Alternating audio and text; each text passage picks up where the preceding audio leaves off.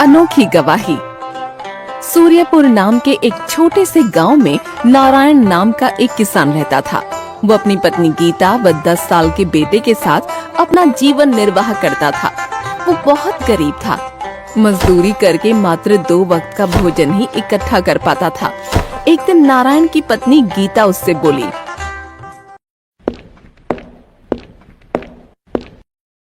सुनो जी, पहले हम 2 थे, तभी परिवार का गुजारा मुश्किल से हो पाता था। अब तो अमर भी बड़ा हो गया है, इसलिए मैंने एक बात सोची है। तुमने क्या बात सोची है गीता? आज से खेत खलिहानों में मैं भी मजदूरी करने जाया करूंगी। गीता, मैं तुम्हें कोई भी सुख नहीं दे पाया। अपना जीवन तुम्हें गरीबी में ही बिताना पड़ा। दुखी क्यों होते हो जी? सुख दुख तो जीवन में आते ही रहते हैं। और फिर हम एक गाड़ी के 2 पहिए ही तो हैं। दोनों को एक समान चलना चाहिए, तभी गृहस्थी की गाड़ी ठीक ढंग से चल पाती है। तुम ठीक कहती हो गीता।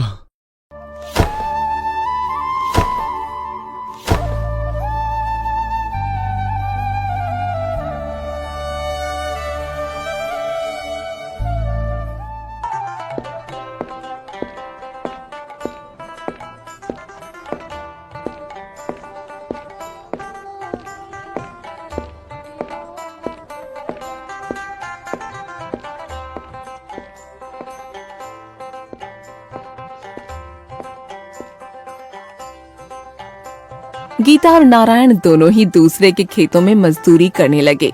वो खूब लगन से मेहनत करते, लेकिन फिर भी उनकी आमदनी में कोई बढ़ोतरी नहीं होती। 2 समय के भोजन के अलावा वो कुछ भी नहीं कमा पाते। धीरे धीरे अमर भी 12 साल का हो गया। एक दिन फिर से नारायण निराश मन से गीता से बोला, गीता, सब पूर्व जन्मों के पापों का फल है। इतने वर्षों में तो कूड़े के ढेर के दिन भी आते हैं। फिर हमने ऐसा कौन सा पाप किया है जो गरीबी हमसे चिपक कर रह गई है? सब ईश्वर की माया है। अब तो वही हमें आगे का रास्ता बता सकते हैं।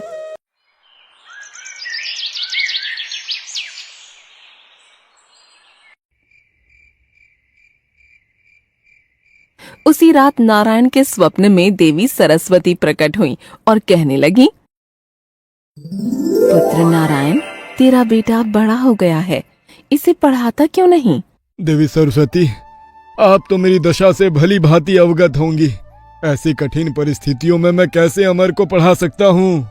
कुछ भी करो बेटा, अपना पेट काटो, पर अमर को अवश्य पढ़ाओ। उसकी शिक्षा के उपरांत ही तुम्हारी गरीबी दूर होगी। ये कहकर देवी सरस्वती अंतर ध्यान हो गईं और अगली सुबह नारायण ने सारी बात अपनी पत्नी को बताते हुए कहा,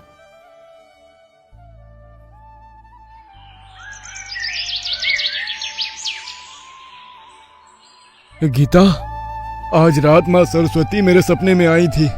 वो कह रही थी, अमर को शिक्षा प्राप्त होने के बाद ही हमारी गरीबी दूर हो सकती है। सुनो जी, तुम आज ही अमर को लेकर काशीनाथ चले जाओ। काशीनाथ? लेकिन वहाँ क्यों? काशीनाथ में विश्व गुरु नाम के विद्वान रहते हैं। शिक्षा जगत में उनका बहुत बड़ा नाम है। तुम अमर को विद्या अध्ययन हेतु उनके पास ले जाओ। गीता, इसके लिए तो बहुत अधिक धन की आवश्यकता होगी। कहाँ से आएगा इतना धन? इसके लिए तो लाला के पास ही चले जाओ। लाला के पास? हाँ, ले देकर गांव में वही तो महाजन है। अमर की शिक्षा के लिए उन्हीं से कर्ज ले लो। गीता, लाला अत्याचारी महाजन है। वो हमेशा गरीबों का शोषण करते हैं।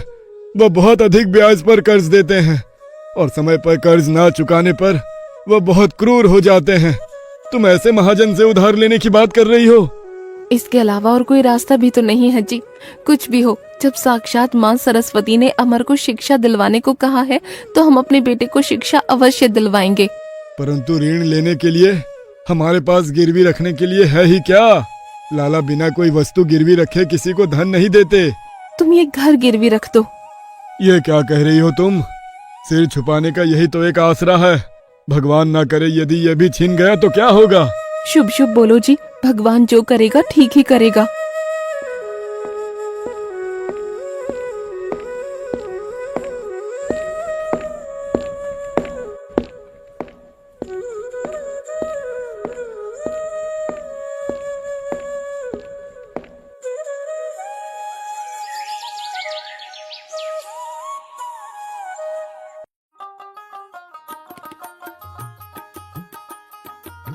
फिर उसी दिन नारायण लाला के घर जा पहुंचा और कहने लगा, राम राम लाला जी।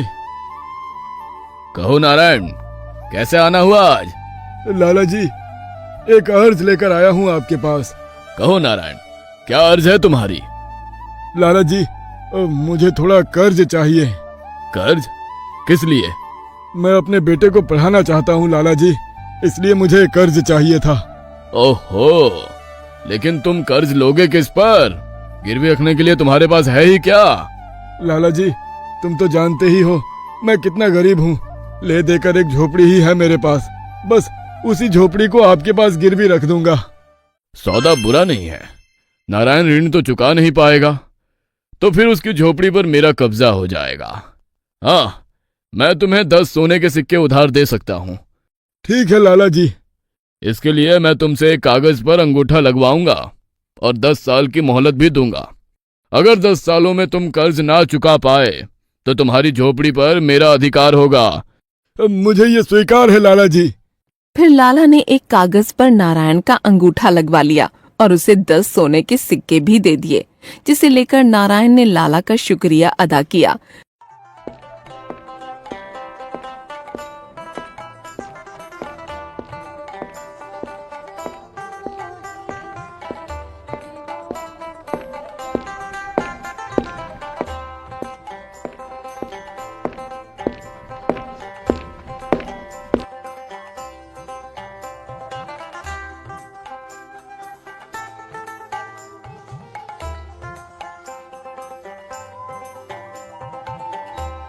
और अपने बेटे अमर को लेकर काशीनाथ के लिए निकल पड़ा। लंबा रास्ता तय करने के बाद वो काशीनाथ पहुंचकर विद्वान शिव गुरु की कुटिया में जा पहुंचे और ईश्वर से प्रार्थना करने लगा। हे ईश्वर, मेरे बच्चे की रक्षा करना, उसे खूब विद्वान बनाना, बस अब तो यही हमारा सहारा है। थोड़ी दूर और आगे बढ़ने पर वे विद्वान शिव गुरु जी के पास पहुंच गए और कहने लगे, गुरुजी प्रणाम। खुश रहो। कहाँ से आए हो तुम लोग? गुरुजी, मैं सूर्यपुर नाम के एक छोटे से गांव से आया हूँ। मेरा नाम नारायण है और ये मेरा बेटा अमर है। मैं अपने बेटे को आपसे शिक्षा दिलवाना चाहता हूँ, इसी उद्देश्य से आपके पास आया हूँ गुरुजी। अपने 10 सोने के सिक्कों की पोटली को गुरुजी के सामने रखा और पुनः कहने लगा, इसे स्वीकार कीजिए गुरुजी। क्या है इस थैली में?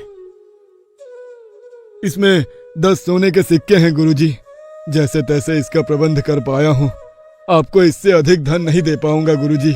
मैं बहुत गरीब हूँ, मेरे बेटे को शिक्षा प्रदान करने से मत मना करना। बड़ा भोला व्यक्ति लगता है ये, इसे निराश करना ठीक नहीं है। शांत हो जाओ बेटा, मैं तुम्हारे बेटे को अवश्य पढ़ाऊंगा। वो शिक्षा ग्रहण करने के लिए 10 वर्षों तक आश्रम में ही रहेगा, तभी उसकी शिक्षा पूर्ण हो पाएगी। ठीक है गुरुजी। नारायण ने अपने बेटे अमर को गुरुजी के पास ही छोड़ दिया और वो वापस अपने घर लौट आया। गुरुजी ने अमर को शिक्षा प्रदान करना आरंभ कर दिया। धीरे धीरे 10 वर्ष बीत गए और अब अमर भी बड़ा हो गया। एक दिन गुरुजी ने अमर को अपने पास बुलाकर कहा,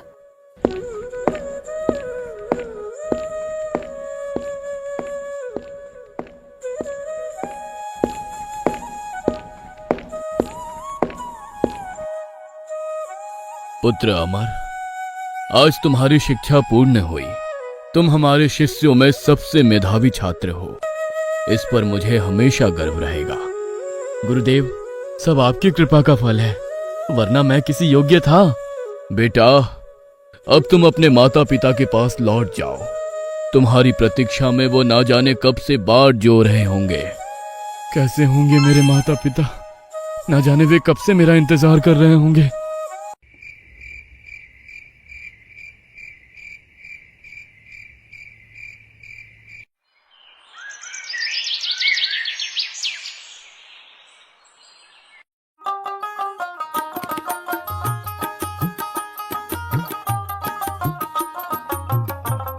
अगले ही दिन अमर लंबा रास्ता तय करके अपने गांव जा पहुंचा और अपनी झोपड़ी देखकर सोचने लगा, कितना सुंदर दृश्य है। कितना समय हो गया जब मैं यहाँ से गया था।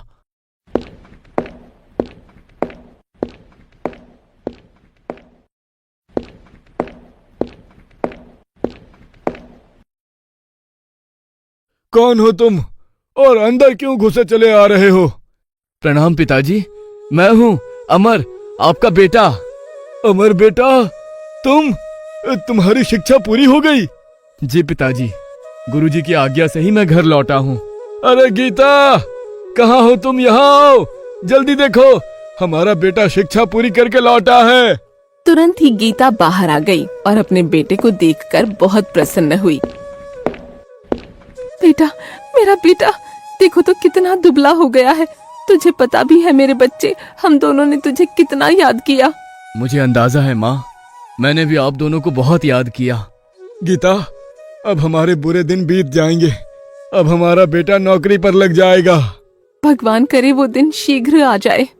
उधर लाला भी सोच रहा था। पूरे 10 वर्ष बीत गए हैं। अब नारायण से 10 सोने के सिक्कों का ऋण चुकाने का तगादा करने का भी समय आ गया है।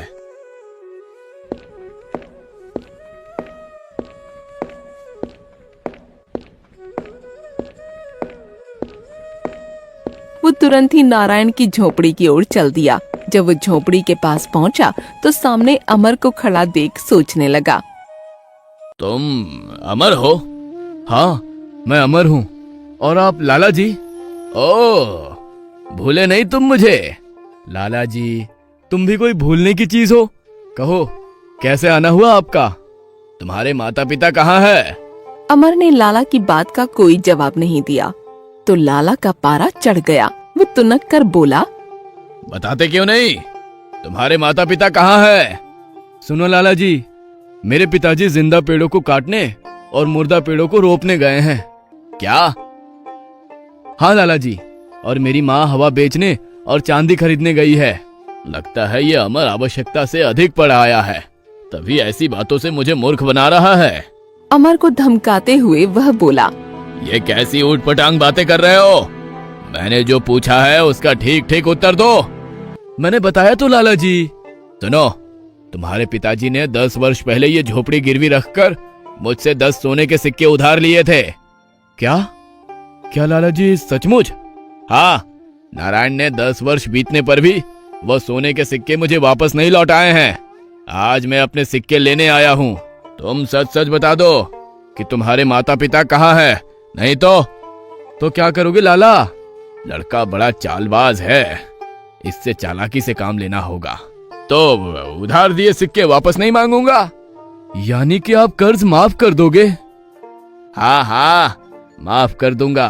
तुम बताओ तो सही वो कहाँ है? लाला जी, मैं आपकी बात पर कैसे विश्वास करूं भला? मैं पृथ्वी और आकाश को साक्षी बना रहा हूँ।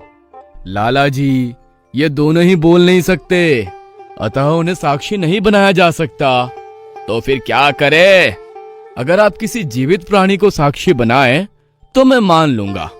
ये बित्ता भर का छोकरा तो हाथ ही नहीं जमने दे रहा है, पर मैं भी कोई कम नहीं हूँ। तभी लाला की नजर झोपड़ी पर बैठी तितली पर पड़ी। वो कहने लगा,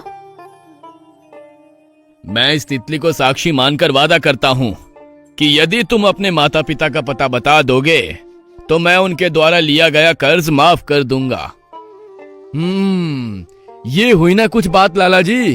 अब सुनो, मैंने कहा था ना कि पिताजी जिंदा पेड़ों को काटने वो मुर्दा पेड़ों को रोपने गए हैं। इसका मतलब है कि वो पेड़ों को काट कर बांध लगाने गए हैं। ओह, तो ये मतलब था तुम्हारा। तुम सचमुच बुद्धिमान हो अमर। अच्छा, अब मैं चलता हूँ। लाला, तूने बहुत से भोले भाले गरीब लोगों को सताया है। अब देख तू मेरे जाल में कैसे फंसता है।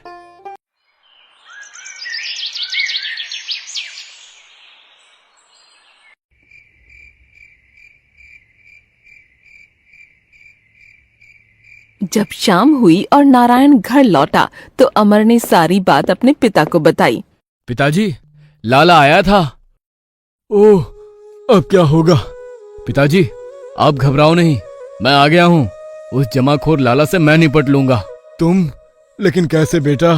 लाला बहुत चालाक है। आप घबराओ नहीं पिताजी, ईश्वर जो चाहेगा वही होगा।